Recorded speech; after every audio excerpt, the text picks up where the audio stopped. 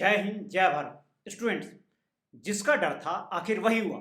रूस ने अपने पड़ोसी देश यूक्रेन पर 3 साइड से यानी कि जल के रास्ते, रोड की तरफ से और हवाई हमला एक साथ किया, जिससे यूक्रेन की स्थिति काफ़ी कमज़ोर हो गई है। Students, during my anti terrorism course मैंने रूस और यूक्रेन की काफ़ी स्टडी की थी, इसलिए आज मैं आपको रूस और यूक्रेन के बीच युद्ध के कारणों की डिटेल्ड इंफॉर्मेशन दूंगा।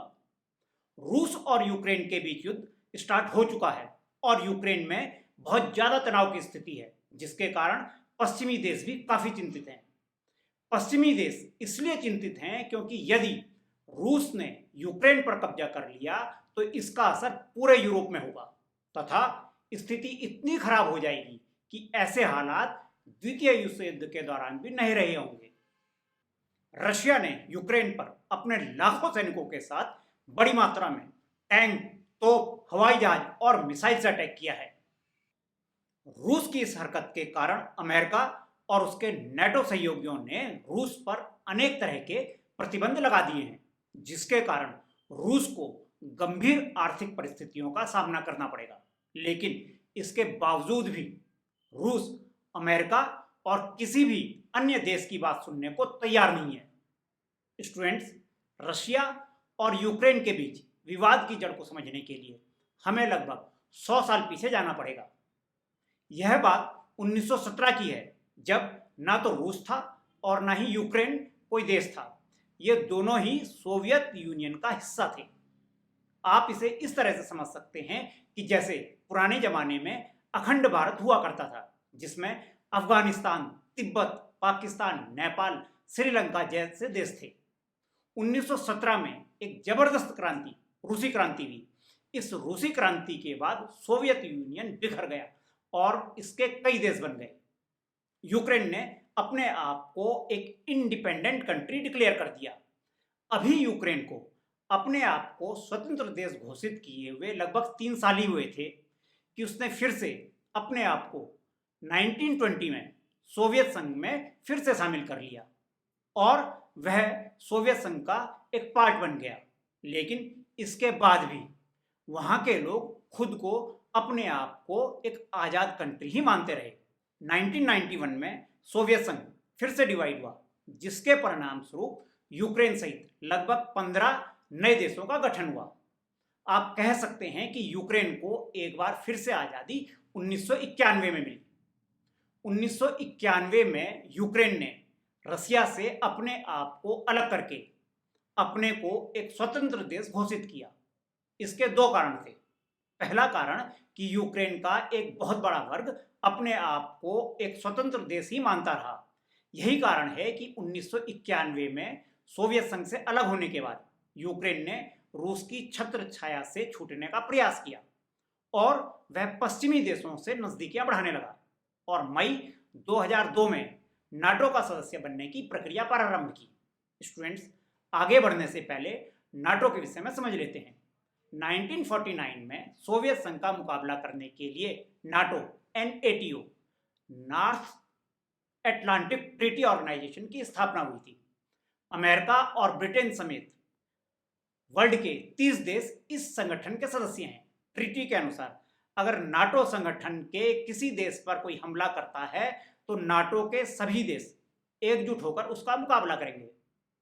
रसिया से अलग होकर अपने को स्वतंत्र देश घोषित करने का यूक्रेन का दूसरा कारण यह था कि यूक्रेन की सैन्य शक्ति रसिया के सामने कहीं भी नहीं टिकती है। यूक्रेन का शुरू से ही मानना है कि वह कभी भी अपने दम पर रूस का मुकाबला नहीं कर सकता है।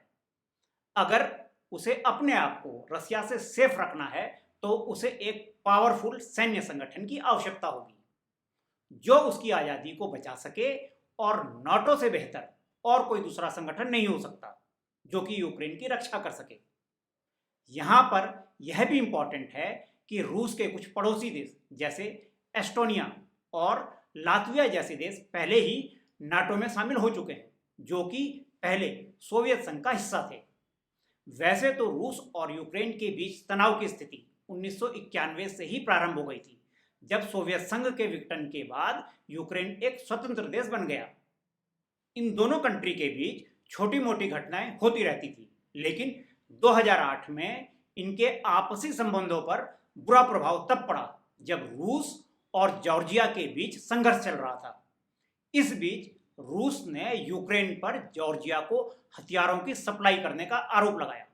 तब से रूस और यूक्रेन के संबंध बहुत अधिक बिगड़ने लगे। स्टूडेंट्स, यदि बहुत पीछे ना जाएं तो हम यह कह सकते हैं कि रूस और यूक्रेन के बीच आपसी संबंध खराब होने की शुरुआत 2010 से हुई थी और इसके दो रीजन थे।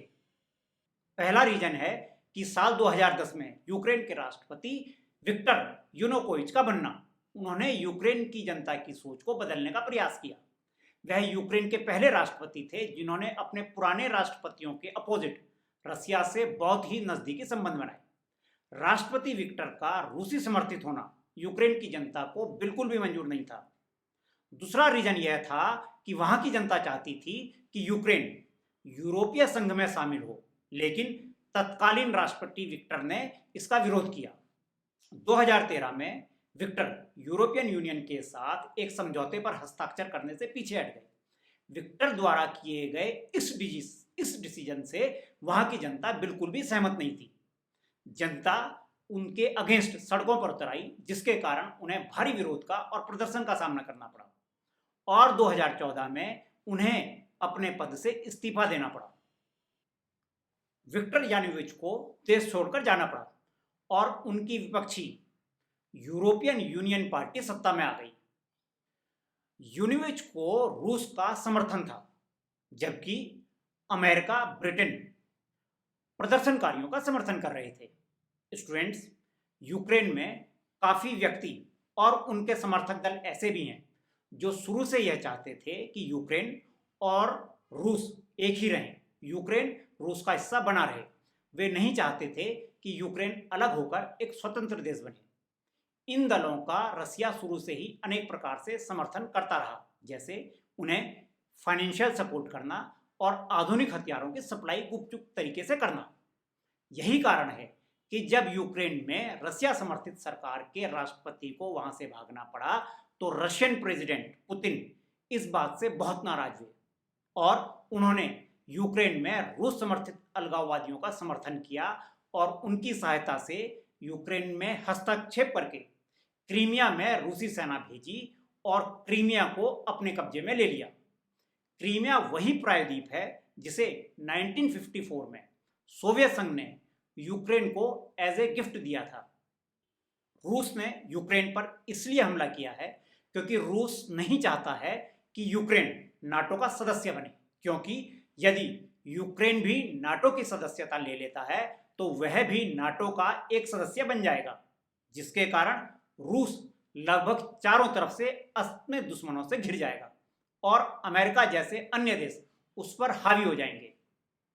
रूस के यूक्रेन पर हमला करने का एक कारण यह भी है कि रूस को खतरा इस बात का भी था कि यूक्रेन के नाटो का सदस्य बनते ही यदि रूस यूक्रेन पर हमला करता तो नाटो के समझौते के तहत इस समूह में शामिल सभी 30 देश रूस द्वारा किए गए अटैक को अपने ऊपर अटैक मानते और यूक्रेन की सैन्य सहायता करते। स्टूडेंट्स, विश्व के सभी देश रूस के यूक्रेन पर आक्रमण करने का शुरू से ही विरोध कर रहे हैं, लेकिन ऐसा क्या कारण है कि इतने विरोध होने के बावजूद भी रसिया ने यूक्रेन पर आखिर आक्रमण कर ही दिया? उसका एक मुख्य कारण यह है कि यूक्रेन बहुत ही स्ट्रेटेजिक लोकेशन पर स्थित है। यूक्रेन की इंपॉर्टेंस रसिया के लिए तब से है जब से 1917 में रूसी क्रांति हुई थी। 1917 में हुई रूसी क्रांति के नायक व्लादिमीर लेनिन ने एक बार यूक्रेन की तुलना रूस के सिर यानी हेड से की थी। लेनिन ने कहा था कि यदि रूस यूक्रेन को खो देता है तो वह रूस के लिए उसके शरीर से उसके सिर को काट देने जैसा होगा। 1917 में लेनिन द्वारा की गई यह बात आज भी उतनी ही इंपॉर्टेंट है, क्योंकि रूस यूक्रेन की इंपॉर्टेंस को जानता है। यूक्रेन रूस की पश्चिमी सीमा पर स्थित है। जब 1939 से 1945 तक चले द्वितीय विश्व युद्ध के दौरान रूस पर हमला किया गया तो यूक्रेन ही एकमात्र ऐसा क्षेत्र था जहां से रूस ने अपनी सीमा की रक्षा की थी।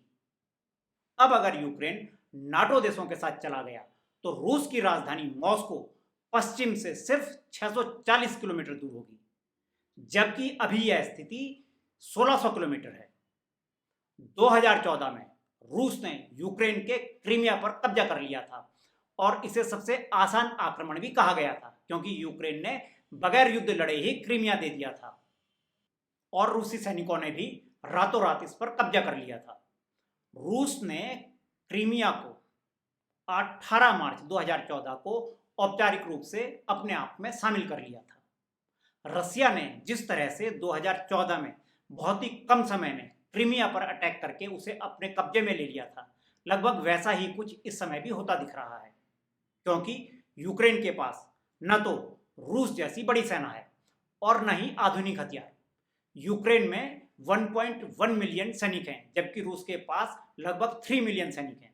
यूक्रेन के पास 98 लड़ाकू विमान हैं, तो रूस के पास करीब 1,500 लड़ाकू विमान हैं। रूस के पास यूक्रेन की तुलना में अधिक हमलावर हेलीकॉप्टर, टैंक, बख्तरबंद वाहन, आधुनिक मिसाइल आदि सब कुछ वो अवेलेबल है जो वह अपने पड़ोसी देश को तबाह कर सकता है। युद्ध से पहले जिस तरह से नाटो संगठन के सदस्य बहुत ज़्यादा चिल्ला रहे थे कि यदि रूस ने यूक्रेन पर हमला करने की हिम्मत की तो उसे उसके बुरे परिणाम देखने को मिलेंगे, लेकिन ऐसा कुछ भी नहीं दिख रहा है, क्योंकि यूक्रेन को ना तो अमेरिका से और ना ही नेटो और ना ही यूरोपीय देशों से अभी तक रूस के विरुद्ध युद्ध में लड़ने के लिए कोई सहायता मिली है। इस कारण यूक्रेन के राष्ट्रपति विश्व के अन्य देशों से काफ़ी नाराज हैं। अमेरिका की स्थिति तो यह है कि वह रसिया के अगेंस्ट अपने हथियार और सैनिक भेजने के बजाय यूक्रेन के राष्ट्रपति को यह ऑफर दे चुका है कि यदि वह देश छोड़ना चाहें तो देश छोड़ सकते हैं और अमेरिका उनको अपने यहाँ शरण दे देगा। लेकिन यहाँ पर यूक्रेन के राष्ट्रपति की दाद देनी पड़ेगी, क्योंकि यूक्रेन के राष्ट्रपति व्लादिमीर ज़ेलेंस्की कह चुके हैं कि वह और उनका परिवार किसी भी हालत में और मरते दम तक अपने देश को नहीं छोड़ेंगे और रसिया की सेनाओं का बहादुरी से मुकाबला करेंगे। जिस तरह से रसिया ने पिछले 24 से 36 घंटे के अंदर यूक्रेन के कई छोटे और बड़े शहरों पर कब्जा कर लिया है, उससे तो यह लगता है कि रशिया 2 से 3 दिन के अंदर यूक्रेन की राजधानी कीव में पहुंच जाएगा और उसे भी अपने कब्जे में ले लेगा। स्टूडेंट्स, यह थी इंफॉर्मेशन रशिया और यूक्रेन के बीच युद्ध के कारण की। धन्यवाद। भारत माता की जय।